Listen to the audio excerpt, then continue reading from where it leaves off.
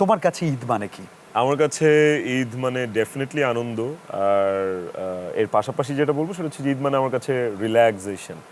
Because সারা বছর কাজ করার পর ঈদের যে ছুটিটা পাই, ওই ছুটিটা আসলে একটা অমূল্য ছুটি আমার জন্য। নর্মাল ভেকেশন বা নর্মাল হলিডের চেয়ে আমার কাছে ঈদ হলিডেটা মনে হয় যে মানে পেইন ফ্রি, স্ট্রেস ফ্রি একটা হলিডে। কাজের জন্য প্রচুর কল আসবে না, সাংবাদিক কল দিবে না, আমি আমার মতো করে থাকতে পারবো কয়েকটা দিন, ব্রেইনটা একটু রেস্ট পাবে। Same here. বাট যেহেতু তুমি তোমার ফ্যামিলির সাথে ঈদ করো, তুমি ভ্যাকেশনটা ঠিকঠাক মতো কাটাতে পারো, মানে তখন আবার গ্রামে যেতে হয় বা অন্য সিটিতে যেতে হয়, এমন কি হয় তোমার?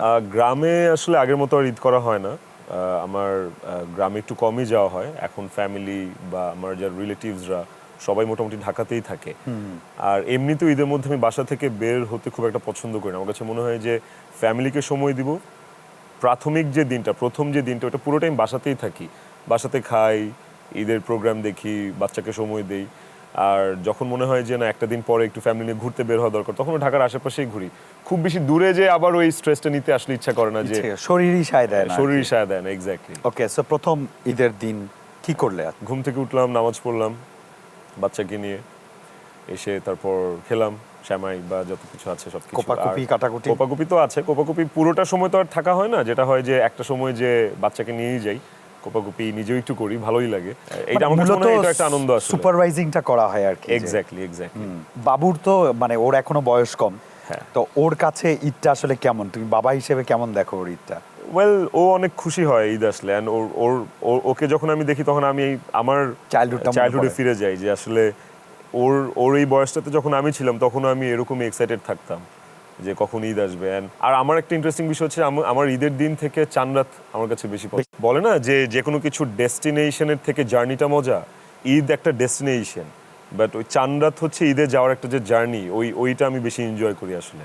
ঈদে কলিগ বা যাদের সাথে সারা বছর কাজ হয় তাদের সাথে তোমার ইন্টিমেসি বা তোমার ইন্টারাকশনটা কেমন করে হয়? নর্মালি যেটা হয় যে প্রথম দিন তো ফ্যামিলিকেই দেই, দ্বিতীয় দিন একটু যদি ফ্যামিলি সবাইকে নিয়ে বের হতে হয় কোথাও সেটা যাই, তারপরের দিন ওই কলিগদেরকে একটু সময় দেই, বা এবারও দিয়েছি অনেকের সাথে, যাদের সাথে খুব বেশি ক্লোজ, যাদের সাথে ভালো বন্ডিং, তাদের সাথে দেখা করি, আড্ডা দিই, এই তো। তো ঈদের ছুটিতে কি নিজের কাজগুলো দেখা হয়? আমি চেষ্টা করি আমার কাজগুলো দেখার, কারণ আমার কাছে মনে হয় যে আমার কাজের সবচেয়ে নিখুঁত দর্শক আমি নিজেই। কারণ দিন শেষে আমি তো পারফর্ম করি, এবং আমি ওই কাজগুলো দেখে আমার যে ফ্লসগুলো থাকে বা ওই কাজগুলো থেকে আমার কাছে যেটা মনে হয় যে আমি আরো বেটার করতে পারতাম, ওইগুলো কেন জানি আমি জানি না আমার চোখেই সবার আগে ধরা পড়ে। আচ্ছা, র্যান্ডম শট দিয়ে আসার পরে ইউ আর দ্য পারসন যে কিনা ফার্স্ট ফিল করে যে আমি এটা ফাটায় দিচ্ছি, অথবা আমি এর চার একটু ভালো দিতে পারতাম। এক্স্যাক্টলি, হ্যাঁ। কখনো কখনো আমরা রিটেক দেওয়ার সুযোগ পাই, কখনো কখনো দেখা যায় যে ওকে ফাইন, নেক্সট টাইম, হয় না এরকম? সো আমার কাছে মনে হয় যে আমার সবচেয়ে নিখুঁত দর্শকটা আমি নিজে। জায়রা আলভী অনেক দিন ধরে তো কাজ করছে, বেশ কিছুদিন হয়ে গেল, দর্শকদের ভালোবাসায় খুব ভালো ভালো কাজ করছে। এই ভালোবাসাটাকে কিভাবে তুমি এনজয় করছো?